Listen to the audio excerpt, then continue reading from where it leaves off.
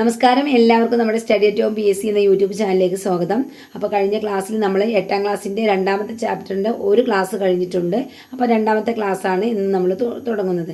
അപ്പോൾ നമ്മുടെ ക്ലാസ്സുകളൊക്കെ ഒരുപാട് പേര് കാണുന്നുണ്ട്. വളരെ വളരെ സന്തോഷമുണ്ട്. നിങ്ങളുടെ അഭിപ്രായങ്ങളും അതുപോലെ എന്തെങ്കിലും നിർദ്ദേശങ്ങളൊക്കെ ഉണ്ടെങ്കിൽ നമ്മുടെ കമൻറ്റ് ബോക്സിലൊന്ന് അറിയിക്കണം. അതുപോലെ തന്നെ നിങ്ങൾക്ക് വീഡിയോ ഇഷ്ടമാകുന്നുണ്ടെങ്കിൽ നിങ്ങൾ ലൈക്ക് ചെയ്യാനും കൂടി മറക്കരുത് കേട്ടോ. കാരണം അങ്ങനെ ലൈക്ക് ചെയ്യുമ്പോഴാണ് നമ്മളെ പോലെ തന്നെ PSC പഠിക്കുന്ന മറ്റുള്ള കുട്ടികളിലേക്കും കൂടി ഇത് എത്തുന്നത്. PSC പഠിക്കുന്ന സ്റ്റുഡൻസിനൊക്കെ നിങ്ങളൊന്ന് ഷെയർ ചെയ്ത് കൊടുക്കുക. അപ്പോൾ കഴിഞ്ഞ ക്ലാസ്സിൽ നമ്മൾ ഇന്ത്യൻ ദേശീയതയുടെ വളർച്ചയെ സഹായിച്ച ഘടകങ്ങൾ പറഞ്ഞു. എന്താണ് സാമ്പത്തിക നയം, സാമൂഹിക പരിഷ്കരണ പ്രസ്ഥാനങ്ങൾ, അതുപോലെ തന്നെ സാഹിത്യവും പത്രങ്ങളും, പിന്നെ പാശ്ചാത്യ വിദ്യാഭ്യാസം, ഗതാഗതവും വാർത്താവിനിമയവും, ഇങ്ങനെയുള്ള പോയിന്റ്സുകളൊക്കെ നമ്മൾ കഴിഞ്ഞ ക്ലാസ്സിൽ ഡിസ്കസ് ചെയ്തതാണ്. ഇനി രാഷ്ട്രീയ സംഘടനകൾ രൂപം കൊള്ളുന്നു. അടുത്തത് നമ്മൾ രാഷ്ട്രീയ സംഘടനകൾ രൂപം കൊള്ളുന്നു മുതലാണ് എടുക്കാനുള്ളത്. അപ്പോൾ രാഷ്ട്രീയ സംഘടനകൾ രൂപം കൊള്ളുന്നു. ബ്രിട്ടീഷുകാർക്കെതിരെ ജനങ്ങളെ ഒറ്റക്കെട്ടായി അണിനിരത്തുന്നതിന് സംഘടനകൾ രൂപീകരിക്കണമെന്ന അഭിപ്രായം ഇന്ത്യയുടെ വിവിധ ഭാഗങ്ങളിൽ നിന്നും ഉയർന്നു വന്നു. അപ്പോൾ ബ്രിട്ടീഷുകാർക്കെതിരെ ഒറ്റക്കെട്ടായി നിന്നെങ്കിൽ മാത്രമേ നമുക്ക് വിജയിക്കാനാവൂ എന്നുള്ളത് നമ്മുടെ ഇന്ത്യക്കാരിൽ ഉണ്ടാവുകയും അതുകൊണ്ട് തന്നെ ബ്രിട്ടീഷുകാർക്കെതിരെ ജനങ്ങളെ ഒറ്റക്കെട്ടായി അണിനിരത്തുന്നതിന് സംഘടനകൾ രൂപീകരിക്കണമെന്ന അഭിപ്രായം ഇന്ത്യയുടെ വിവിധ ഭാഗങ്ങളിൽ നിന്നും ഉയർന്നു വന്നു. ഇതിന്റെ ഫലമായിട്ട് 19ാം നൂറ്റാണ്ടിന്റെ രണ്ടാം പകുതിയിൽ പുതിയ രാഷ്ട്രീയ പ്രസ്ഥാനങ്ങൾ രൂപപ്പെട്ടു. അപ്പോൾ ബ്രിട്ടീഷുകാർക്കെതിരെ ജനങ്ങളെ ഒറ്റക്കെട്ടായി അണിനിരത്തുന്നതിന് സംഘടനകൾ രൂപീകരിക്കണമെന്ന ആവശ്യം ഇന്ത്യയുടെ പല ഭാഗത്തു നിന്നും ഉയർന്നു വന്നു. അതിന്റെ ഫലമായിട്ട് 19ാം നൂറ്റാണ്ടിന്റെ രണ്ടാം പകുതിയിൽ എന്ത് ചെയ്തു? പുതിയ രാഷ്ട്രീയ പ്രസ്ഥാനങ്ങളൊക്കെ രൂപപ്പെട്ടു. അപ്പോൾ ഇങ്ങനെ രൂപപ്പെട്ട കുറച്ച് രാഷ്ട്രീയ പ്രസ്ഥാനങ്ങളുടെ പേരുകളാണ് നമ്മൾ അതിനെ എവിടെയാണ് അതിന്റെ കേന്ദ്രമെന്നും അതിലേക്ക് നയിച്ച വ്യക്തികൾ ആരൊക്കെയെന്നൊക്കെ നമ്മളിവിടെ പറയുന്നുണ്ട്. അപ്പോൾ ഈ പറയാൻ പോകുന്ന ബോക്സ് വളരെ ഇമ്പോർട്ടൻ്റ് ആയിട്ടുള്ള ഒരു ബോക്സാണ്. കാരണം ഇപ്പോഴത്തെ PSC ട്രെൻഡിങ് ക്വസ്റ്റ്യൻ എന്ന് പറയുന്നത് മാച്ച് ദ ഫോളോയിങ് ഒക്കെയാണ്. അപ്പോൾ ഇങ്ങനെയുള്ള ബോക്സുകളിൽ നിന്നാണ് അങ്ങനെയുള്ള ക്വസ്റ്റ്യൻസ് ഒക്കെ വരുന്നത്. അതുകൊണ്ട് തന്നെ ഈ വളരെ വളരെ ഇമ്പോർട്ടൻ്റ് ആണ്. ഇപ്പോൾ പുതിയ SCRTയിലെ ഓരോ വരികളും തന്നെ PSCക്ക് സ്റ്റേറ്റ്മെൻ്റ് ആകുന്ന ക്വസ്റ്റ്യൻസ് ആണ്. അതുകൊണ്ട് തന്നെ ഒരു പോയിന്റ് പോലും നമ്മൾ കളയാൻ പാടില്ല. അപ്പോൾ വളരെ നന്നായിട്ട് തന്നെ നിങ്ങൾ പഠിച്ചു പോകണം കേട്ടോ. അപ്പോൾ നമ്മുടെ പുതിയ രാഷ്ട്രീയ പ്രസ്ഥാനങ്ങൾ ഏതൊക്കെ നോക്കാം, അതിൻ്റെ പ്രവർത്തന കേന്ദ്രങ്ങൾ എവിടെയാണെന്നൊക്കെ നോക്കാം. ആദ്യത്തേതാണ് ഇന്ത്യൻ അസോസിയേഷൻ. ഇന്ത്യൻ അസോസിയേഷൻ്റെ പ്രവർത്തന കേന്ദ്രം കൽക്കട്ടയായിരുന്നു. ഇന്ത്യൻ അസോസിയേഷൻ കൽക്കട്ടയിലാണ് പ്രവർത്തന കേന്ദ്രം. നേതൃത്വം നൽകിയ ദേശീയ നേതാക്കളാണ് സുരേന്ദ്രനാഥ് ബാനർജിയും ആനന്ദമോഹൻ ബോസും. സുരേന്ദ്രനാഥ് ബാനർജിയും ആനന്ദമോഹൻ ബോസുമാണ് കൽക്കട്ട പ്രവർത്തന കേന്ദ്രമായി പ്രവർത്തിച്ച ഇന്ത്യൻ അസോസിയേഷൻ്റെ നേതാക്കൾ. അടുത്തതാണ് മദ്രാസ് മഹാജൻ സഭ. മദ്രാസ് മഹാജൻ സഭ, അത് മദ്രാസിലായിരുന്നു അതിൻ്റെ പ്രവർത്തന കേന്ദ്രം. അതിൻ്റെ നേതൃത്വം നൽകിയ ദേശീയ നേതാക്കളാണ് M വീരരാഘവാചാരി, G സുബ്രഹ്മണ്യ അയ്യർ, ആനന്ദ ചാർലു. M വീരരാഘവാചാരി, G സുബ്രഹ്മണ്യ അയ്യർ, ആനന്ദ ചാർലു എന്നിവരാണ് മദ്രാസ് പ്രവർത്തന കേന്ദ്രമായി പ്രവർത്തിച്ചിരുന്ന മദ്രാസ് മഹാജനസഭയ്ക്ക് നേതൃത്വം നൽകിയ നേതാക്കൾ. അടുത്തതാണ് Bombay presidency association. Bombay presidency association, അത് ബോംബെയിലാണ് പ്രവർത്തന കേന്ദ്രം ഉണ്ടായിരുന്നത്. അതിലെ നേതാക്കന്മാരാണ് ഫിറോസ് ഷാ മേത്ത, KT തെലാങ്, ബദറുദ്ദീൻ തിയാബ്ജി. ഫിറോസ് ഷാ മേത്ത, KT തെലാങ്, ബദറുദ്ദീൻ തിയാബ്ജി എന്നിവരാണ് ബോംബെ ആസ്ഥാനമാക്കി അല്ലെങ്കിൽ ബോംബെ പ്രവർത്തന കേന്ദ്രമാക്കി പ്രവർത്തിച്ചിരുന്ന ബോംബെ പ്രസിഡൻസി അസോസിയേഷന്റെ നേതാക്കൾ. ഒന്നുകൂടി പറയാം, ഇന്ത്യൻ അസോസിയേഷൻ കൽക്കട്ടയിലാണ് പ്രവർത്തനം ഉണ്ടായിരുന്നത്. സുരേന്ദ്രനാഥ് ബാനർജിയും ആനന്ദമോഹൻ ബോസുമാണ് നേതൃത്വം നൽകിയ ദേശീയ നേതാക്കൾ. അടുത്തത് മദ്രാസ് മഹാജനസഭ. മദ്രാസ് പ്രവർത്തന കേന്ദ്രമായിരുന്നു. M വീരരാഘവാചാരിയും G സുബ്രഹ്മണ്യ അയ്യരും ആനന്ദ ചാർലുമായിരുന്നു നേതൃത്വം നൽകിയ നേതാക്കൾ. ബോംബെ പ്രസിഡൻസി അസോസിയേഷൻ ബോംബെ പ്രവർത്തന കേന്ദ്രമായിരുന്നു. ഫിറോസ് ഷാ മേത്ത, KT തെലാങ്, ബദറുദ്ദീൻ തിയാബ്ജി എന്നിവരാണ് അതിന് നേതൃത്വം നൽകിയ നേതാക്കൾ. ഈ സംഘടനകൾക്കൊന്നും അഖിലേന്ത്യാ സ്വഭാവം ഉണ്ടായിരുന്നില്ല. അപ്പോൾ ഈ സംഘടനകളൊക്കെ ചെറിയ പ്രാദേശിക സംഘടനകളാണ്. അപ്പോൾ ഈ സംഘടനകൾക്കൊന്നും ഒരു അഖിലേന്ത്യാ സ്വഭാവം ഉണ്ടായിരുന്നില്ല. ഇവയുടെ പ്രവർത്തനം ചില പ്രവിശ്യകളിലും പ്രദേശങ്ങളിലും മാത്രമായി ഒതുങ്ങിയിരുന്നു. ധനികരുടെയും മധ്യവർഗത്തിൻ്റെയും നേതൃത്വത്തിലുള്ള ഇത്തരം സംഘടനകൾക്ക് ബഹുജനങ്ങളെ രാഷ്ട്രീയമായി ബോധവൽക്കരിക്കാൻ സാധിച്ചില്ല. ഈ സാഹചര്യത്തിൽ ഒരു അഖിലേന്ത്യാ സംഘടന രൂപീകരിക്കേണ്ടതിൻ്റെ ആവശ്യകത രൂപപ്പെട്ടു. ഈ പറഞ്ഞ സംഘടനകൾക്കൊന്നും തന്നെ എന്താണ് ഒരു അഖിലേന്ത്യാ സ്വഭാവം ഉണ്ടായിരുന്നില്ല. അതായത് മൊത്തത്തിൽ ഇന്ത്യയെ ഉൾക്കൊള്ളുന്ന തരത്തിലുള്ള ഒരു സ്വഭാവം അല്ലെങ്കിൽ എല്ലാവരെയും ഉൾക്കൊള്ളിച്ചുകൊണ്ടുള്ള ഒരു സംഘടനകളായിരുന്നില്ല. ഇവയുടെ പ്രവർത്തനം ചില പ്രവിശ്യകളിലും പ്രദേശങ്ങളിലും മാത്രമായിട്ട് ഒതുങ്ങി നിന്നിരുന്നു. ധനികരുടെയും മധ്യവർഗത്തിന്റെയും നേതൃത്വത്തിലുള്ള ഇത്തരം സംഘടനകൾക്ക് ബഹുജനങ്ങളെ രാഷ്ട്രീയമായി ബോധവൽക്കരിക്കാൻ സാധിച്ചില്ല. അപ്പോൾ ധനികരുടെയും മധ്യവർഗത്തിൻ്റെയും നേതൃത്വത്തിലുള്ള ഇത്തരം സംഘടനകൾക്ക് ബഹുജനങ്ങളെ രാഷ്ട്രീയമായിട്ട് ബോധവൽക്കരിക്കാൻ സാധിച്ചില്ല. അതുകൊണ്ട് തന്നെ ഇത്തരം സാഹചര്യത്തിൽ എന്താണ് ഒരു അഖിലേന്ത്യാ സംഘടന രൂപീകരിക്കേണ്ടതിൻ്റെ ആവശ്യകത ശക്തിപ്പെട്ടു. അടുത്താണ് അഖിലേന്ത്യാ സംഘടന രൂപം കൊള്ളുന്നു. അപ്പോൾ ഇന്ത്യയിൽ മൊത്തത്തിൽ ഉൾക്കൊള്ളുന്ന തരത്തിലുള്ള ഒരു അഖിലേന്ത്യാ സംഘടന രൂപം കൊള്ളുന്നു. നോക്കാം, ഒരു ബോക്സിൽ കൊടുത്തിട്ടുണ്ട്. 1885 ഡിസംബർ 28 പകൽ 12 മണി ബോംബെയിലെ ഗോകുൽദാസ് തേജ്പാൽ സംസ്കൃത കോളേജിലെ വിശാലമായ മുറിയിൽ ഒരു യോഗം നടക്കുന്നു. 72 പേർ അവിടെ ഒത്തുകൂടിയിട്ടുണ്ട്. ഇന്ത്യയിലെ വിവിധ പ്രദേശങ്ങളിൽ ചില പ്രധാന സംഘടനകളുടെ പ്രതിനിധികളായി പ്രവർത്തിച്ചവരാണ് അവർ. ഭാഷ കൊണ്ടും മതവിശ്വാസം കൊണ്ടും സമൂഹത്തിൽ ആർജിച്ചിരുന്ന അംഗീകാരം കൊണ്ടും വൈവിധ്യമാർന്ന വ്യക്തിത്വമുള്ളവർ. സംഘാടകരിൽ ഒരാൾ ഇംഗ്ലീഷുകാരനായ അലൻ ഒക്ടോവിയൻ ഹൂം ആയിരുന്നു. WC ബാനർജി എന്ന അഭിഭാഷകനായിരുന്നു അന്നത്തെ യോഗത്തിൽ അധ്യക്ഷത വഹിച്ചത്. വളരെ വളരെ ഇമ്പോർട്ടൻ്റ് ആണ് ഈ ഒരു ബോക്സ്. കാരണം ഇതിലുള്ള ഓരോ വരികളോ ക്വസ്റ്റ്യൻസ് ആണ്. മാത്രമല്ല PSCക്ക് പല പ്രാവശ്യം ചോദിച്ചിട്ടുള്ള ക്വസ്റ്റ്യൻസുകളാണ്. അപ്പോൾ INC രൂപം കൊള്ളുന്നതിനെ കുറിച്ചുള്ള ഒരു ചെറിയ വിശദീകരണമാണ് ഇവിടെ കൊടുത്തിട്ടുള്ളത്. വളരെ ഇമ്പോർട്ടൻ്റ് ആയിട്ടുള്ള ഈ ഒരു ബോക്സിൽ നിന്നും ഒരുപാട് ക്വസ്റ്റ്യൻ കിട്ടാനുണ്ട് കേട്ടോ. അപ്പോൾ നമുക്കത് വഴിയെ പറയാം.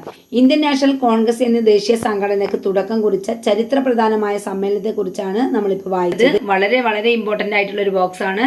ഇതിൽ ഒരുപാട് ക്വസ്റ്റ്യൻ ഇതിൽ ഒളിഞ്ഞു കിടപ്പുണ്ട്. അപ്പോൾ INC രൂപീകൃതമായത് എന്നാണ്, ഏത് ഡേറ്റിനാണ്, അതുപോലെ എവിടെ വെച്ചാണ്, എത്ര പേർ പങ്കെടുത്തു, അതിന് അധ്യക്ഷത വഹിച്ചത് ആരായിരുന്നു, ആരുടെ നേതൃത്വത്തിലാണ് ഇത് നടന്നത് എന്നുള്ള കാര്യങ്ങളൊക്കെ എന്താണ് ഇതിൽ നിന്നും നമുക്ക് കിട്ടാനുണ്ട്.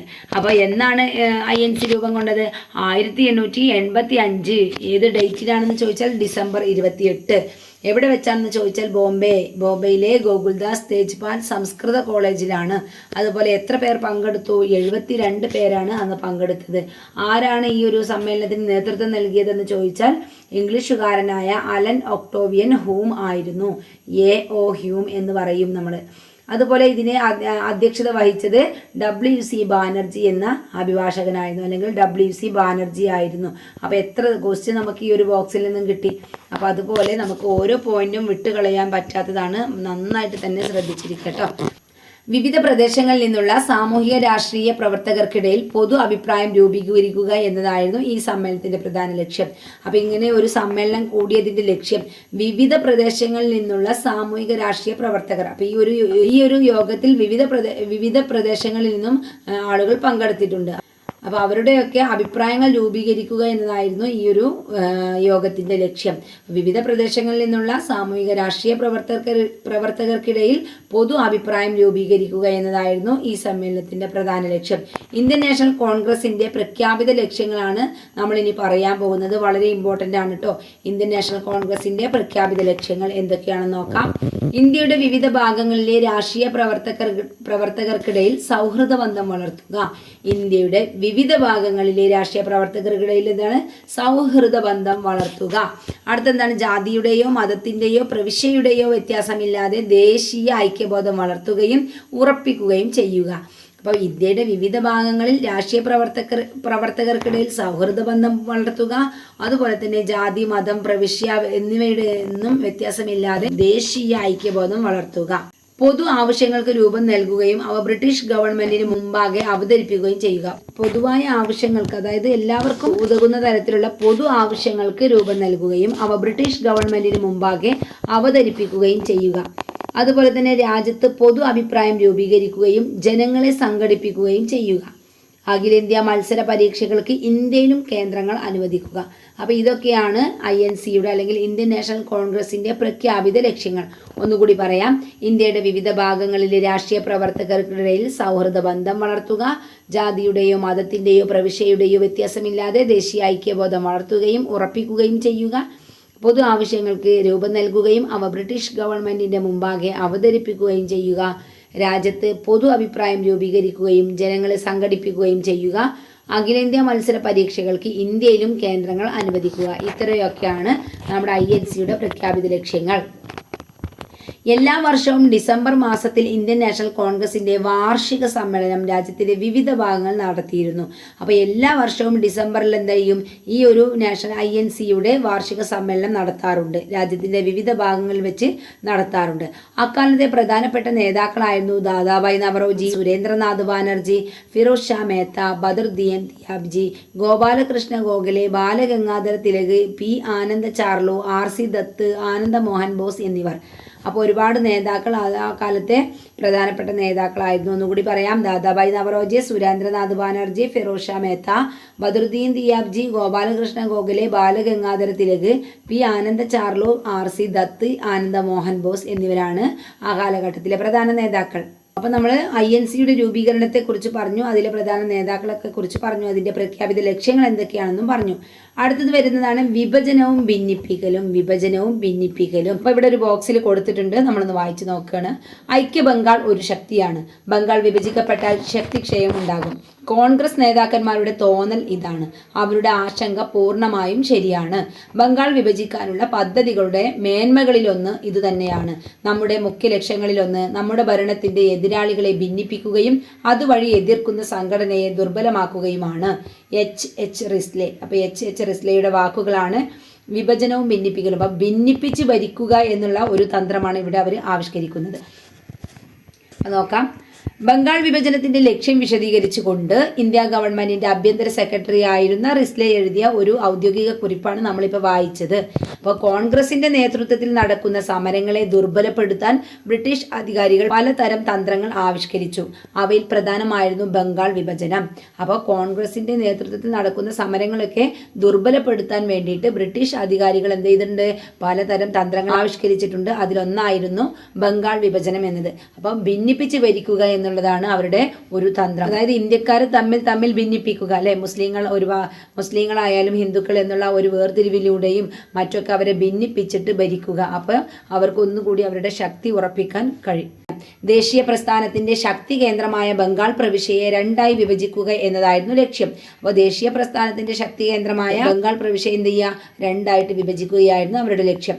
നിലവിലുള്ള ബംഗാൾ പ്രവിശ്യ വിസ്തൃതമാണെന്നും കാര്യക്ഷമമായ ഭരണനിർവഹണത്തിന് വിഭജനം അനിവാര്യമാണെന്നുമാണ് ബ്രിട്ടീഷ് വൈസ്രോയി ആയിരുന്ന കഴ്സൺ പ്രഭു വാദിച്ചത്. അപ്പോൾ ഇതിനൊരു കാരണം, അല്ലേ, ബംഗാൾ വിഭജിക്കാൻ ഒരു കാരണം വേണമല്ലോ. അപ്പോൾ അതിന് ഉണ്ടാക്കി അവരുടെ ഒരു വാദമായിരുന്നു എന്ത്, ബംഗാൾ പ്രവിശ്യ എന്ന് പറയുന്നത് വളരെ വിസ്തൃതമായ ഒരു പ്രദേശമാണ്. അതുകൊണ്ട് തന്നെ നല്ലപോലെയുള്ള ഒരു കാര്യക്ഷമമായിട്ടുള്ള ഒരു ഭരണം നടത്താൻ അവിടെ കഴിയുന്നില്ല. അതുകൊണ്ട് കാര്യക്ഷമമായ ഒരു ഭരണം ഉണ്ടാകണമെങ്കിൽ എന്ത് ചെയ്യണം, ബംഗാളിനെ രണ്ടായിട്ട് വിഭജിക്കണം. എങ്കിൽ മാത്രമേ നല്ല ഭരണം നടത്താനാവൂ എന്നാണ് അന്നത്തെ ബ്രിട്ടീഷ് വൈസ്രോയി ആയിരുന്ന കഴ്സൺ പ്രഭു വാദിച്ചത്. അപ്പോൾ അവർക്ക് എങ്ങനെയെങ്കിലും ഈ ദേശീയ ഐക്യം അല്ലെങ്കിൽ ദേശീയ പ്രസ്ഥാനത്തിൻ്റെ ശക്തി കേന്ദ്രമാണ് ബംഗാൾ എന്ന് പറയുന്നത്. അപ്പോൾ ആ ഒരു ബംഗാളിനെ എങ്ങനെയെങ്കിലും വിഭജിച്ച് അല്ലെങ്കിൽ ഭിന്നിപ്പിച്ച് ഭരണം അവിടെ ശക്തമാക്കണം എന്നുള്ളതായിരുന്നു അവരുടെ ലക്ഷ്യം. ഇനി ഇവിടെ നമുക്ക് ഒരു ബോക്സിൽ കൊടുത്തിട്ടുണ്ട്, വായിച്ചു നോക്കാം. Sir C Sankaran Nair. Indian national കോൺഗ്രസിന്റെ അധ്യക്ഷനായ ആദ്യ മലയാളിയാണ് C. ശങ്കരൻ നായർ. 1897 അമരാവതി കോൺഗ്രസ് സമ്മേളനത്തിലാണ് ഇദ്ദേഹം കോൺഗ്രസിന്റെ അധ്യക്ഷ പദവി അലങ്കരിച്ചത്. അപ്പം ഇത് വളരെ ഇമ്പോർട്ടൻ്റ് ആയിട്ടുള്ള ക്വസ്റ്റ്യൻ ആണ് കേട്ടോ. ഇന്ത്യൻ നാഷണൽ കോൺഗ്രസിന്റെ അധ്യക്ഷനായ ആദ്യ മലയാളി ആരാണ്? Sir C. ശങ്കരൻ നായരാണ്. അതുപോലെ തന്നെ ഏത് കോൺഗ്രസ് സമ്മേളനത്തിലാണ് അദ്ദേഹം അധ്യക്ഷത വഹിച്ചത് എന്ന് ചോദിക്കും. 1897 അമരാവതി കോൺഗ്രസ് സമ്മേളനത്തിലാണ് ശങ്കരൻ നായർ അധ്യക്ഷത പദവി വഹിച്ചത്. അപ്പോൾ നമ്മൾ പറഞ്ഞില്ലേ, ബംഗാളിനെ വിഭജിക്കാനുള്ള ഒരു വാദം എന്ന് പറയുന്നത് എന്താണ്, ബംഗാൾ പ്രവിശ്യ എന്ന് പറയുന്നത് വളരെ വലിയ വിസ്തൃതമായ ഒരു പ്രവിശ്യയാണെന്നും അത് വിഭജിച്ചെങ്കിൽ മാത്രമേ നല്ല കാര്യക്ഷമമായിട്ടുള്ള ഭരണനിർവഹണത്തിന് സാധ്യമാവൂ എന്നൊക്കെയാണ് കഴ്സൺ പ്രഭു പറഞ്ഞത്. അങ്ങനെ ബംഗാൾ വിഭജനം നടന്നു. ബംഗാളിനെ കിഴക്കൻ ബംഗാൾ, പടിഞ്ഞാറൻ ബംഗാൾ എന്നിങ്ങനെ രണ്ടായി വിഭജിച്ചു. കിഴക്കൻ ബംഗാൾ മുസ്ലിം ഭൂരിപക്ഷ പ്രദേശവും പടിഞ്ഞാറൻ ബംഗാൾ ഹിന്ദു ഭൂരിപക്ഷ പ്രദേശവുമായിരുന്നു. അങ്ങനെ ബംഗാളിനെ വിഭജിച്ചു. ബംഗാളിനെ കിഴക്കൻ ബംഗാൾ എന്നും പടിഞ്ഞാറൻ ബംഗാൾ എന്നും രണ്ടായിട്ട് വിഭജിച്ചു. കിഴക്കൻ ബംഗാളിൽ ഭൂരിപക്ഷം ഉണ്ടായിരുന്നത് മുസ്ലിങ്ങളാണ്, എന്നാൽ പടിഞ്ഞാറൻ ബംഗാളിൽ ഭൂരിഭാഗവും ഉണ്ടായിരുന്നത് ഹിന്ദുക്കളാണ്. അപ്പോൾ ബംഗാൾ വിഭജനത്തിന്റെ പിന്നിലെ ലക്ഷ്യം എന്ന് പറയുന്നത് എന്താണ്? ഇന്ത്യക്കാരെ ഭിന്നിപ്പിച്ച് ഭരിക്കുക എന്നുള്ളതാണ്. ഇന്ത്യക്കാരുടെ ഐക്യത്തിന് മുന്നിൽ ബ്രിട്ടീഷുകാർ എന്താണ് മുട്ടുമടക്കേണ്ടി വരും. അത്രയും ദേശീയ ഐക്യത്തോടെയാണ് ഇന്ത്യക്കാർ നിൽക്കുന്നത്. അപ്പോൾ അവരുടെ ഈ ഐക്യം കണ്ടിട്ട് ഇന്ത്യക്കാരുടെ ഈ ഐക്യം കണ്ടിട്ട് ബ്രിട്ടീഷുകാർ ഭയക്കുകയാണ്. അവരെങ്ങനെയെങ്കിലും അവരെ ഭിന്നിപ്പിച്ചെങ്കിൽ മാത്രമേ, അവർക്കിടയിലുള്ള ഈ ഐക്യം നഷ്ടപ്പെടുത്തിയെങ്കിൽ മാത്രമേ നമുക്ക് പൂർവാധിക്യം ശക്തിയോടെ ഇവിടെ നിൽക്കാൻ കഴിയുമെന്ന് അവർക്ക് മനസ്സിലാവുകയും അവരുടെ ആ തന്ത്രങ്ങൾ അവർ ഉപയോഗിക്കുകയുമാണ് ചെയ്യുന്നത്. അങ്ങനെ വിഭജനം നിലവിൽ വന്ന 1905 ഒക്ടോബർ 16 ബംഗാളിലുടനീളം ദുഃഖാചരണം നടന്നു. കൽക്കത്തയിൽ ഹർത്താൽ ആചരിച്ചു. രവീന്ദ്രനാഥ് ടാഗോർ രചിച്ച അമർ സോണാർ ബംഗ്ല എന്ന ദേശഭക്തി ഗാനവും ആലപിച്ചുകൊണ്ട് ജനങ്ങൾ തെരുവുകളിൽ സംഘടിച്ചു. അപ്പോൾ വിഭജനം നിലവിൽ വന്നത് 1905 ഒക്ടോബർ 16 അന്നേ ദിവസം ബംഗാളിലുടനീളം ദുഃഖാചരണങ്ങൾ നടത്തി. അതുപോലെ തന്നെ കൽക്കത്തയിൽ ഹർത്താൽ ആചരിച്ചു. രവീന്ദ്രനാഥ് ടാഗോർ രചിച്ച അമർ സോണാർ ബംഗ്ല ബംഗ്ലാദേശിന്റെ ദേശഭക്തി ഗാനാണ്. അപ്പൊ രവീന്ദ്രനാഥ് ടാഗോർ രചിച്ച അമർ സോണ ബംഗ്ല എന്ന ദേശഭക്തി ഗാനവും ആളുടെ ജനങ്ങൾ തെരുവുകളിൽ സംഘടിച്ചു. ഈ പ്രതിഷേധങ്ങൾ ഒരു വലിയ സമരമായി മാറി. അപ്പൊ ഈ ഒരു പ്രതിഷേധം എന്നത് വലിയൊരു സമരത്തിലേക്ക് നയിച്ചു. ഇത് സ്വദേശി പ്രസ്ഥാനമെന്ന് അറിയപ്പെടുന്നു. ദേശീയ പ്രസ്ഥാനത്തിന് ശക്തമായ ഒരു കുതിച്ചുചാട്ടം ഉണ്ടായത് സ്വദേശി പ്രസ്ഥാനത്തോടു കൂടിയാണ്. ഈ ദേശീയ പ്രസ്ഥാനത്തിന് ശക്തമായ ഒരു കുതിച്ചുചാട്ടമുണ്ടായത് സ്വദേശി പ്രസ്ഥാനത്തോടു കൂടിയാണ്. ഇന്ത്യൻ വസ്തുക്കളുടെ ഉപയോഗവും ബ്രിട്ടീഷ് വസ്തുക്കളുടെ ബഹിഷ്കരണവുമായിരുന്നു ഈ പ്രസ്ഥാനത്തിന്റെ പ്രധാന സമരരീതി. അപ്പൊ സ്വദേശി പ്രസ്ഥാനം എന്നത് എന്താണ് അർത്ഥമാക്കുന്നത്? സ്വദേശി സ്വന്തം ദേശത്ത് ഉൽപ്പാദിപ്പിക്കുന്ന അല്ലെങ്കിൽ വസ്തുക്കളുടെ ഉപയോഗം, അതുപോലെ തന്നെ ബ്രിട്ടീഷുകാരുടെ വസ്ത്രങ്ങളും വസ്തുക്കളൊക്കെ ബഹിഷ്കരിക്കുക, അതിനെ തിരസ്കരിക്കുക എന്നുള്ളതാണ് ഈ സ്വദേശി പ്രസ്ഥാനം കൊണ്ട് അർത്ഥമാക്കുന്നത്. അപ്പൊ ഇന്ത്യൻ വസ്തുക്കളുടെ ഉപയോഗവും ബ്രിട്ടീഷ് വസ്തുക്കളുടെ ബഹിഷ്കരണവുമായിരുന്നു ഈ പ്രസ്ഥാനത്തിന്റെ പ്രധാന സമരരീതി. സ്വാശ്രയം എന്നതായിരുന്നു സ്വദേശി പ്രസ്ഥാനത്തിന്റെ പ്രധാന ആശയം. സ്വദേശി വ്യവസായങ്ങളും മറ്റ് സംരംഭങ്ങളും വിജയിപ്പിക്കുക എന്നതാണ് ഇതിന്റെ അർത്ഥം. സ്വദേശി വ്യവസായങ്ങളും മറ്റ് സംരംഭങ്ങളും, സ്വദേശി എന്ന് പറയുമ്പോൾ സ്വന്തം ദേശത്തുണ്ടാക്കുന്ന വ്യവസായങ്ങളും മറ്റ് സംരംഭങ്ങളൊക്കെ വിജയിപ്പിക്കുക. അത് മറ്റുള്ള രാജ്യങ്ങളിൽ നിന്നും കൊണ്ടുവരുന്ന ഉൽപ്പന്നങ്ങളും അല്ലെങ്കിൽ പ്രത്യേകിച്ച് ബ്രിട്ടീഷുകാരുടെ ഉൽപ്പന്നങ്ങളും മറ്റുമൊക്കെ ബഹിഷ്കരിക്കുക എന്നതാണ് അതുകൊണ്ട് അർത്ഥമാക്കുന്നത്. ബ്രിട്ടീഷ് ഉൽപ്പന്നങ്ങൾ ബഹിഷ്കരിക്കുകയും അങ്ങനെ സർക്കാരിന് കച്ചവടത്തിലൂടെ ലഭിക്കുന്ന വരുമാനം ഇല്ലാതാക്കുകയുമായിരുന്നു സ്വദേശി സമരത്തിന്റെ ലക്ഷ്യം. അപ്പോൾ ബ്രിട്ടീഷുകാർ എന്ത് ചെയ്തിട്ടുണ്ട്? അവരുടെ ഉൽപ്പന്നങ്ങൾ ഉപയോഗിക്കുക വഴി അല്ലെങ്കിൽ അവരുടെ ഉൽപ്പന്നങ്ങൾ നമ്മുടെ ഇന്ത്യയിൽ വിറ്റഴിക്കുക വഴി വലിയൊരു ലാഭം ഉണ്ടാക്കുന്നുണ്ട്. അപ്പം അങ്ങനെ അവരുടെ കച്ചവടത്തിലൂടെ ലഭിക്കുന്ന വരുമാനം ഇല്ലാതാക്കുക എന്നതായിരുന്നു ഈ സ്വദേശി പ്രസ്ഥാനത്തിന്റെ അല്ലെങ്കിൽ സ്വദേശി സമരത്തിന്റെ ലക്ഷ്യം. ബ്രിട്ടീഷ് ഉൽപ്പന്നങ്ങൾ ബഹിഷ്കരിക്കുകയും അങ്ങനെ സർക്കാരിന് കച്ചവടത്തിലൂടെ ലഭിക്കുന്ന വരുമാനം ഇല്ലാതാക്കുകയുമായിരുന്നു സ്വദേശി സമരത്തിന്റെ ലക്ഷ്യം.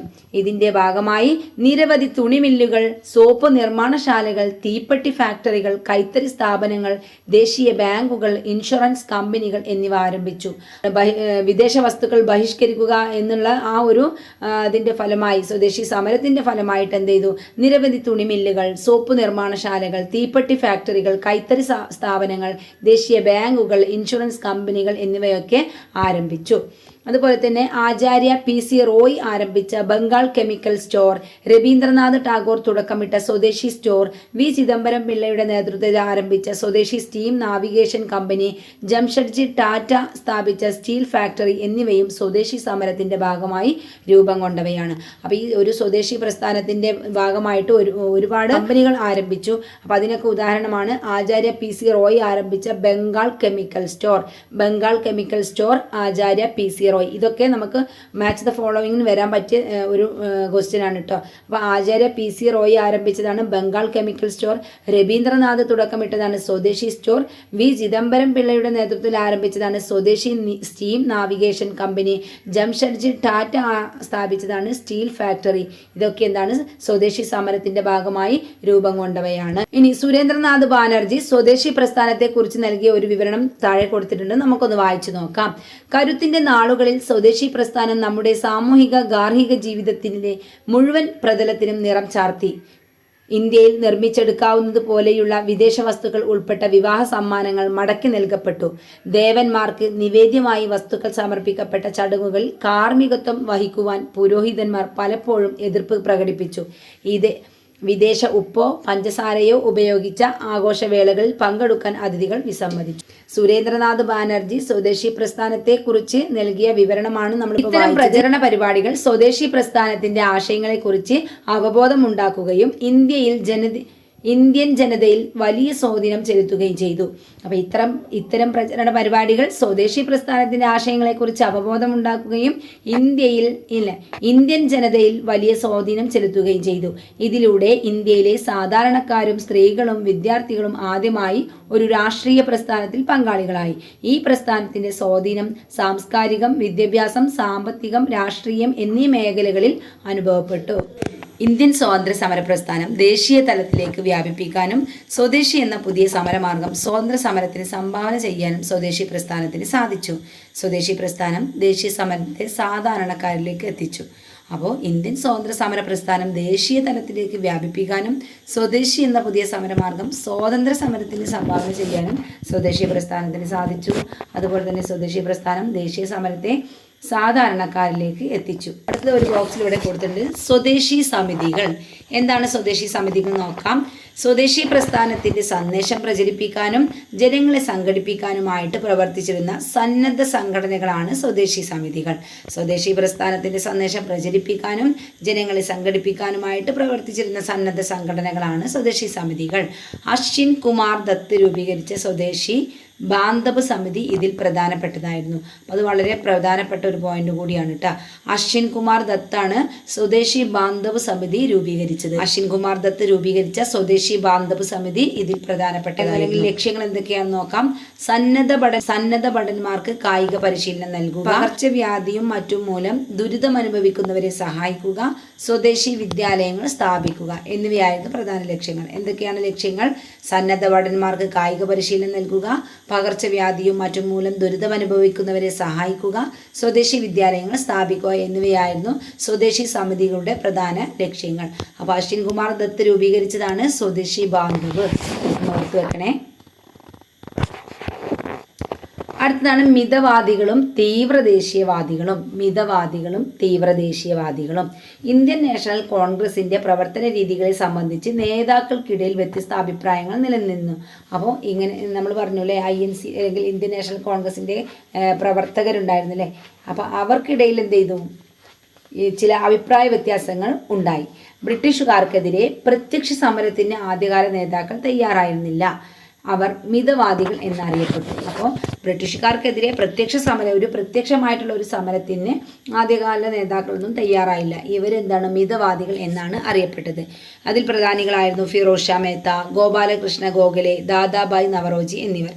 അപ്പോൾ മിതവാദികളിൽ പ്രധാനി ആരൊക്കെയാണ് അല്ലെങ്കിൽ മിതവാദികൾ ആരൊക്കെയാണ്? ഫിറോസ് ഷാ മേത്ത, ഗോപാലകൃഷ്ണ ഗോഖലെ, ദാദാഭായ് നവറോജി എന്നിവരായിരുന്നു മിതവാദികളിൽ പ്രധാനികൾ. സമാധാനപരവും രക്തരഹിതവുമായ സമരങ്ങളിലൂടെയും യോഗങ്ങൾ, പ്രസംഗങ്ങൾ, പ്രമേയങ്ങൾ എന്നിവയിലൂടെയും അവർ തങ്ങളുടെ ആശയങ്ങൾ പ്രചരിപ്പിച്ചു. അപ്പോൾ ഇവർ എന്താണ്? വളരെ വിപ്ലവകരമായിട്ടല്ല ഇവർ നീങ്ങുന്നത്. ഇവർ സമാധാനപരവും രക്തരഹിതവുമായ സമരങ്ങളിലൂടെയും യോഗങ്ങൾ, പ്രസംഗങ്ങൾ, പ്രമേയങ്ങൾ എന്നിവയിലൂടെയൊക്കെയാണ് അവർ തങ്ങളുടെ ആശയങ്ങൾ പ്രചരിപ്പിച്ചത്. അപ്പോൾ മിതവാദികളുടെ ആശയങ്ങളോടും പ്രവർത്തനങ്ങളോടും അതൃപ്തരായ മറ്റൊരു വിഭാഗം കോൺഗ്രസിൽ ശക്തരായി. അപ്പോൾ ഒരു വിഭാഗം എന്താണ്? വളരെ ശാന്തമായിട്ട് അല്ലെങ്കിൽ വളരെ സമാധാനത്തോട് നീങ്ങുമ്പോൾ മറ്റൊരു വിഭാഗം എന്താണ്? കുറച്ചുകൂടി അതിനേക്കാളും ഒന്നുകൂടി വിപ്ലവകരമായിട്ട് നീങ്ങാനാണ് ആഗ്രഹിച്ചിരുന്നത്. അപ്പം മിതവാദികളുടെ ആശയങ്ങളോടും പ്രവർത്തനങ്ങളോടും അതൃപ്തരായ മറ്റൊരു വിഭാഗം കോൺഗ്രസിൽ ശക്തരായി. അവരാണ് തീവ്രദേശീയവാദികൾ എന്നറിയപ്പെട്ടത്. ഇതിൽ പ്രധാനികളായിരുന്നു ബാലഗംഗാധര തിലക്, ബിപിൻ ചന്ദ്രപാൽ, ലാലാ ലജപത് റായ്. ബാലഗംഗാധര തിലക്, ബിപിൻ ചന്ദ്രപാൽ, ലാലാ ലജപത് റായ് എന്നിവരെയാണ് ഈ തീവ്രദേശീയവാദികളിൽ ഉൾപ്പെടുന്നത്. ഇവരുടെ പ്രവർത്തന രീതികൾ മിതവാദികളുടേതിൽ നിന്നും തികച്ചും വിഭിന്നമായിരുന്നു. സ്വദേശി, ബഹിഷ്കരണം തുടങ്ങിയ വിപ്ലവകരമായ പ്രവർത്തന രീതികൾ സ്വീകരിച്ച ഇവർ ശക്തമായ പ്രത്യക്ഷ സമരത്തിലൂടെ മാത്രമേ സ്വാതന്ത്ര്യം നേടാൻ കഴിയൂ എന്ന് വാദിച്ചു. അപ്പോൾ തീവ്ര ദേശീയവാദികളുണ്ട്, മിതവാദികളുണ്ട്. മിതവാദികളുടെ ഒരു സമര രീതി എന്ന് പറയുന്നത് എങ്ങനെയാണ്? സമാധാനപരവും രക്തരഹിതവുമായിട്ടുള്ള സമരങ്ങളുടെയും അതുപോലെ യോഗങ്ങൾ, പ്രമേയങ്ങൾ, പ്രസംഗങ്ങൾ എന്നിവയിലൂടെയൊക്കെയാണ് അവർ തങ്ങളുടെ ആശയങ്ങൾ പ്രചരിപ്പിച്ചത്. മാത്രമല്ല അവർ പ്രത്യക്ഷ സമരത്തിന് അവർ തയ്യാറായിരുന്നില്ല. അങ്ങനെയുള്ളവരെയാണ് മിതവാദികൾ എന്ന് പറയുന്നത്. ഈ മിതവാദികളിൽപ്പെട്ടവരാണ് ഫിറോസ് ഷാ മെഹ്ത, ഗോപാലകൃഷ്ണ ഗോഖലെ, ദാദാഭായ് നവറോജി എന്നിവർ. അപ്പോൾ മിതവാദികളുടെ 3 ആളുടെ പേര് തന്നിട്ട് അതിലൊരു തീവ്രദേശീയവാദി ഉണ്ടാവും. അപ്പോൾ മിതവാദികളിൽ ഉൾപ്പെടാത്തത് ആര് എന്ന് ചോദിക്കാം. ചിലപ്പോൾ തീവ്രദേശീയവാദികളിൽ അവരുടെ പേര് തന്നിട്ട് എന്ത് ചെയ്യാം, തീവ്രദേശീയവാദികളിൽ ഉൾപ്പെടാത്തത് ആര് എന്നൊക്കെ ചോദിക്കാം. അപ്പോൾ അതൊക്കെ ഒന്ന് ഓർത്ത് വെക്കാം, ഇവരുടെ പേരുകളൊന്ന് ഓർത്ത് വെക്കണേ. ഇനി നമ്മൾ പറഞ്ഞു സമാധാനപരമായിട്ടുള്ള ഒരു ഇതിലൂടെയാണ് മിതവാദികൾ പോയിട്ടുള്ളത്. എന്നാൽ ഇതിൽ നിന്നും തികച്ചും വ്യത്യസ്തമായിരുന്നു തീവ്രദേശീയവാദികളുടെ സമരരീതി. അവർ കുറച്ചുകൂടി വിപ്ലവകരമായിട്ടാണ് മുന്നോട്ട് നീങ്ങിയത്. മാത്രവുമല്ല ബ്രിട്ടീഷുകാരുമായിട്ട് പ്രത്യക്ഷമായ ഒരു സമരത്തിലൂടെ മാത്രമേ സ്വാതന്ത്ര്യം നേടാൻ കഴിയൂ എന്ന് വാദിച്ചവരാണ് തീവ്രദേശീയവാദികൾ. ഇവരിൽ പ്രധാനപ്പെട്ടവരാണ് ബാലഗംഗാധര തിലക്, ബിപിൻ ചന്ദ്രപാൽ, ലാലാ ലജപത് റായ് എന്നിവർ. മിതവാദികളും തീവ്രദേശീയവാദികളുടെയും അഭിപ്രായ ഭിന്നതകൾ 1907 സൂററ്റിലെ കോൺഗ്രസ് സമ്മേളനത്തിൽ വെച്ച് രൂക്ഷമായി. അപ്പോൾ ഈ മിതവാദികളുടെയും തീവ്രദേശീയവാദികളുടെയും അഭിപ്രായ ഭിന്നതകൾ എന്തിലേക്ക് നയിച്ചു? സൂററ്റിലെ കോൺഗ്രസ് സമ്മേളനത്തിലെ പിളർപ്പിന് വരെ അത് കാരണമായി. 1907 സൂററ്റിലെ കോൺഗ്രസ് സമ്മേളനത്തിൽ വെച്ചിട്ട് ഇവരുടെ ഈ അഭിപ്രായ ഭിന്നതകൾ രൂക്ഷമായി. സമ്മേളനം തുടർന്നു കൊണ്ടുപോവുക പോലും അസാധ്യമായി. അപ്പോൾ പിന്നെ എല്ലാ വർഷവും എന്ത് ചെയ്യുന്നുണ്ട്? ഓരോ കോൺഗ്രസ് സമ്മേളനങ്ങളിലെ വർഷാവർഷം കോൺഗ്രസ് സമ്മേളനങ്ങൾ നടക്കാറുണ്ട്. അപ്പോൾ 1907 സൂററ്റിൽ വെച്ച് നടന്ന കോൺഗ്രസ് സമ്മേളനത്തിൽ ഇവരുടെ ഭിന്നതകൾ രൂക്ഷമാവുകയും സമ്മേളനം തുടർന്ന് കൊണ്ടുപോകാൻ പോലും കഴിയാതെയായി. ഈ സംഭവ വികാസങ്ങൾ കോൺഗ്രസിനെ പിളർപ്പിലേക്ക് നയിച്ചു. അപ്പോൾ അങ്ങനെ കോൺഗ്രസ്, ഇന്ത്യൻ നാഷണൽ കോൺഗ്രസ് തീവ്രവാദികളെന്നും മിതവാദികളെന്നും രണ്ടായി പിരിഞ്ഞു. അത് സൂററ്റ് പിളർപ്പിലേക്ക് വരെ അത് കൊണ്ടെത്തിച്ചു. കോൺഗ്രസിലുണ്ടായ പിളർപ്പ് ബ്രിട്ടീഷുകാർ വളരെ സമർത്ഥമായി മുതലെടുത്തു അല്ലേ. ബ്രിട്ടീഷുകാർ എങ്ങനെയെങ്കിലും എവിടെയെങ്കിലും ഒക്കെ ഒരു ചാൻസ് കിട്ടാൻ കാത്തു നിൽക്കുകയാണ്. അവരെന്ത് ചെയ്തു? ഈ INCയിൽ തന്നെ അല്ലെങ്കിൽ ഇന്ത്യൻ നാഷണൽ കോൺഗ്രസിൽ തന്നെ ഇങ്ങനെ ഒരു 2 വിഭാഗം ഉണ്ടായത് അവർ അത് മുതലെടുത്തു. അവർ എന്ത് ചെയ്തു? ഭിന്നിപ്പിച്ച് ഭരിക്കുക എന്ന നയം കൂടുതൽ ആഴത്തിൽ പ്രാവർത്തികമാക്കുന്നതിന് ഇതിലൂടെ ബ്രിട്ടീഷുകാർക്ക് സാധിച്ചു. ബ്രിട്ടീഷുകാർ തീവ്രദേശീയവാദികൾക്കെതിരെ കർശന നടപടികൾ ആരംഭിച്ചു. ബ്രിട്ടീഷുകാരെന്ത് ചെയ്തു? തീവ്രദേശീയവാദികൾക്കെതിരെ കർശന നടപടികൾ സ്വീകരിച്ചു. നേതാക്കളെ അറസ്റ്റ് ചെയ്തു, ജയിലിലടച്ചു. ബാലഗംഗാധര തിലക് ഉൾപ്പെടെ പലരെയും നാടുകടത്തി. പല നേതാക്കളും രാഷ്ട്രീയം ഉപേക്ഷിച്ചു. അപ്പോൾ ബ്രിട്ടീഷുകാർ എന്തെങ്കിലും ഒരു കാരണങ്ങൾ കിട്ടാൻ അല്ലെങ്കിൽ ഒരു സാഹചര്യം കിട്ടാൻ കാത്തു നിൽക്കുകയാണ്. അവരെ തമ്മിലടുപ്പിച്ച് ഒഴിവാക്കാൻ വേണ്ടിയും അവർക്ക് അവിടെ ആധിപത്യം സ്ഥാപിക്കാൻ വേണ്ടിയൊക്കെ. അപ്പോൾ ആ സമയത്താണ് എന്ത് ചെയ്യുന്നത്? കോൺഗ്രസ്സിൽ മിതവാദികളും തീവ്രദേശീയവാദികളുമായിട്ട് 2ആയി പിളരുന്നു. 1907 സൂററ്റ് പിളർപ്പിന് വരെ കാരണമായി. അപ്പോൾ ആ ഒരു സാഹചര്യം മുതലെടുത്തുകൊണ്ട് ബ്രിട്ടീഷുകാർ അവിടെ ഭിന്നിപ്പിക്കൽ ഭരണം അല്ലെങ്കിൽ ഭിന്നിപ്പിക്കൽ നയത്തിലൂടെ ഒന്നുകൂടി ശക്തരാവുകയാണ്. അങ്ങനെ തീവ്രദേശീയവാദികൾ എന്ത് ചെയ്തു?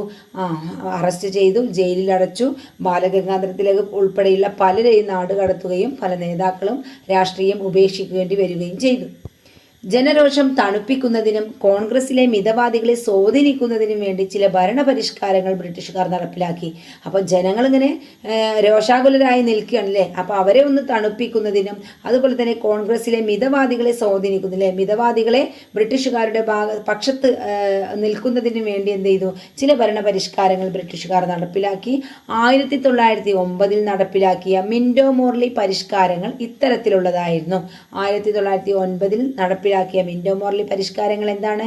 ജനരോഷം തണുപ്പിക്കുന്നതിനും കോൺഗ്രസിലെ മിതവാദികളെ സ്വാധീനിക്കുന്നതിനൊക്കെ വേണ്ടി കൊണ്ടുവന്ന ചില പരിഷ്കാരങ്ങളായിരുന്നു. ഈ പരിഷ്കാരത്തിലെ പ്രധാന വ്യവസ്ഥകളാണ് മുസ്ലിങ്ങൾക്ക് പ്രത്യേക നിയോജക മണ്ഡലം ഏർപ്പെടുത്തുക. മിൻറ്റോ മോർലി പരിഷ്കാരത്തിലെ പ്രധാന വ്യവസ്ഥകളിലൊന്നാണെന്ത്? മുസ്ലിങ്ങൾക്ക് പ്രത്യേക നിയോജക മണ്ഡലം ഏർപ്പെടുത്തുക, നിയമനിർമ്മാണ സഭകളുടെ പ്രവർത്തനങ്ങളും അധികാരങ്ങളും വിപുലപ്പെടുത്തുക തുടങ്ങിയവ. അപ്പോൾ മിൻറ്റോ മോർലി 1909 കൊണ്ടുവന്ന മിൻറ്റോ മോർലി പരിഷ്കാരത്തിലൂടെ ഉയർന്നു വന്ന 2 വ്യവസ്ഥകൾ എന്തൊക്കെയാണ്? ഒന്ന്, മുസ്ലിങ്ങൾക്ക് പ്രത്യേക നിയോജക മണ്ഡലം ഏർപ്പെടുത്തുക, നിയമനിർമ്മാണ സഭകളുടെ പ്രവർത്തനങ്ങളും അധികാരങ്ങളും വിപുലപ്പെടുത്തുക തുടങ്ങിയവയൊക്കെ ഈ ഒരു പരിഷ്കാരത്തിലൂടെ കൊണ്ടുവന്ന വ്യവസ്ഥകളാണ്. ഇവിടെ ഒരു ബോക്സിൽ കൊടുത്തിട്ടുണ്ട് സർവ്വേന്ത്യ മുസ്ലിം ലീഗിന്റെ രൂപീകരണം. സർവ്വേന്ത്യ മുസ്ലിം ലീഗിന്റെ രൂപീകരണം ആഗാ ഖാന്റെ നേതൃത്വത്തിൽ ഒരു മുസ്ലിം പ്രതിനിധി സംഘം സിംലയിൽ വെച്ച് മിന്റോ പ്രഭുവിനെ കാണുകയും ചില ആവശ്യങ്ങൾ മുന്നോട്ട് വെക്കുകയും ചെയ്തു. അപ്പോൾ ആഗാ ഖാന്റെ നേതൃത്വത്തിലാണ് ഒരു മുസ്ലിം പ്രതിനിധി സംഘം സിംലയിൽ വെച്ച് മിന്റോ പ്രഭുവിനെ കാണുകയും ചില ആവശ്യങ്ങൾ മുന്നോട്ട് വെക്കുകയുണ്ടായി. സർക്കാരിൻ്റെ എല്ലാ തലങ്ങളിലും തങ്ങളുടെ സമുദായത്തിന് പ്രത്യേക പ്രാതിനിധ്യം നൽകണമെന്നും മുസ്ലിങ്ങൾക്ക് പ്രത്യേക നിയോജക മണ്ഡലങ്ങൾ വേണമെന്നും അവർ ആവശ്യപ്പെട്ടു. ഈ ആവശ്യങ്ങളോടുള്ള വൈസ്രോയിയുടെ പ്രതികരണം തികച്ചും അനുകൂലമായിരുന്നു.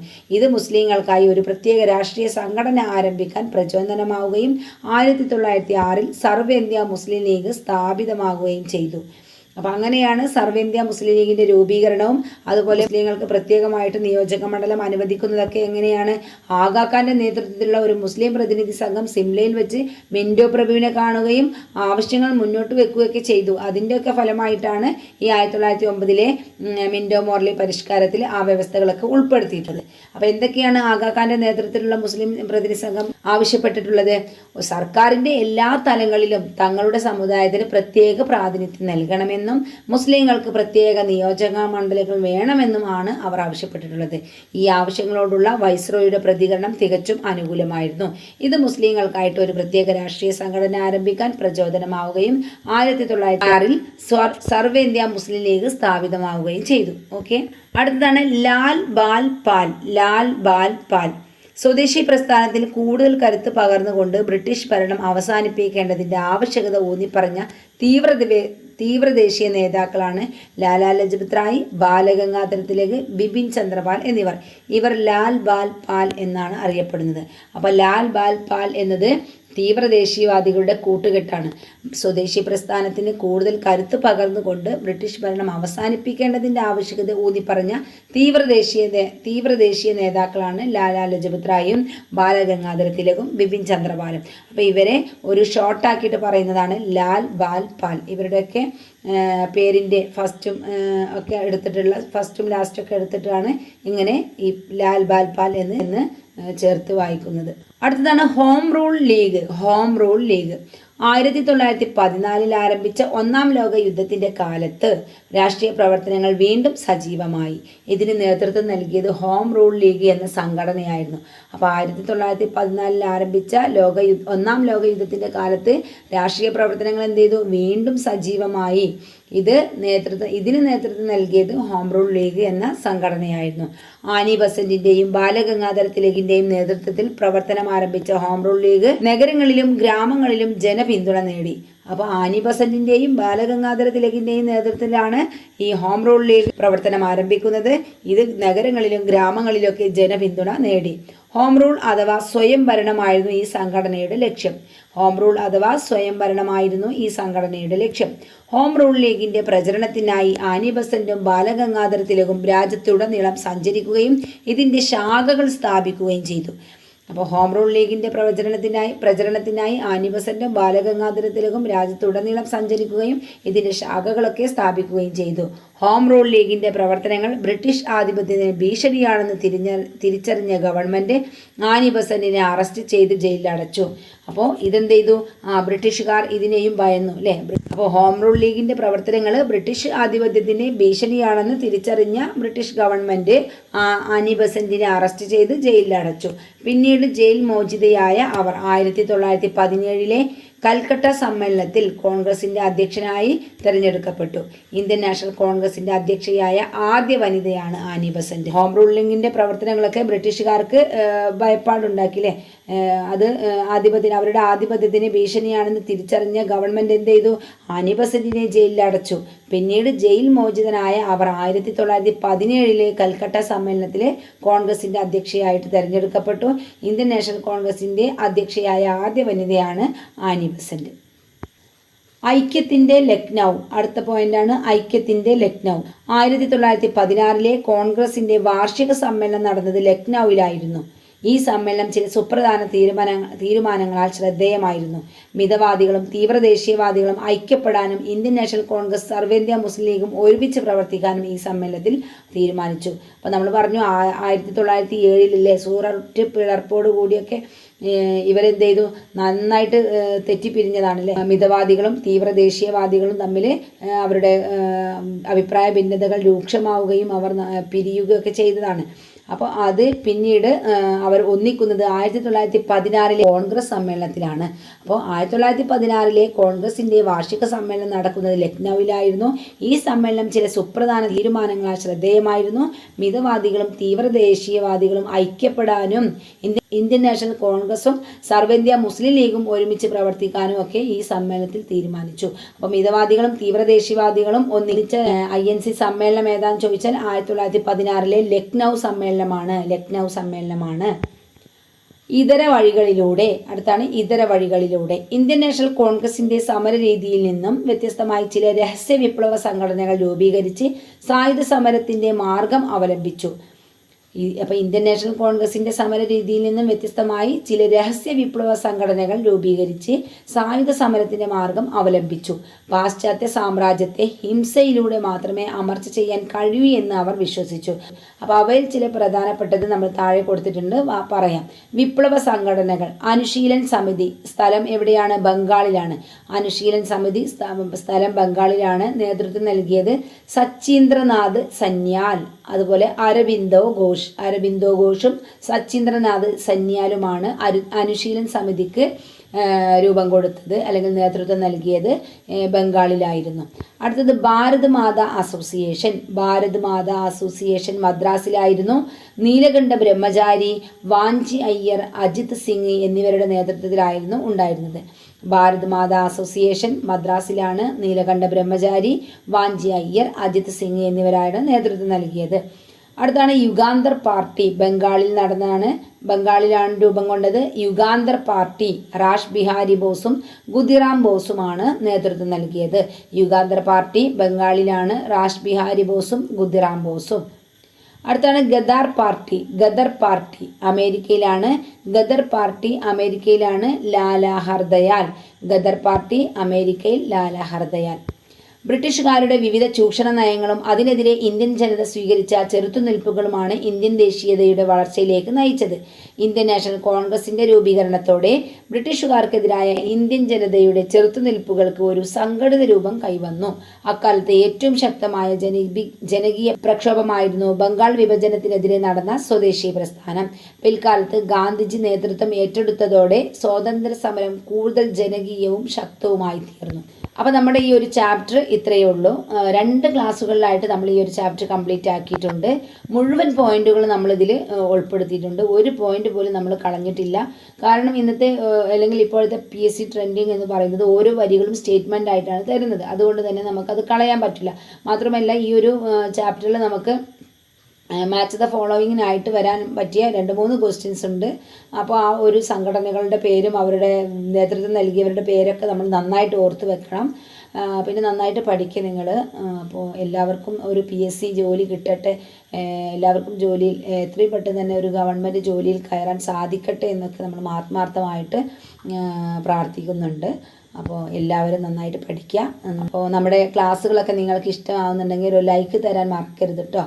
എങ്കിലാണ് നമ്മുടെ പോലെ പഠിക്കുന്ന ഒരുപാട് പേരിലേക്ക് നമ്മുടെ ഈ ഒരു ചാനൽ എത്തുകയുള്ളൂ. ഒരു ക്ലാസ്സിൽ നമുക്ക് പുതിയൊരു ചാപ്റ്ററുമായിട്ട് എത്താം. താങ്ക്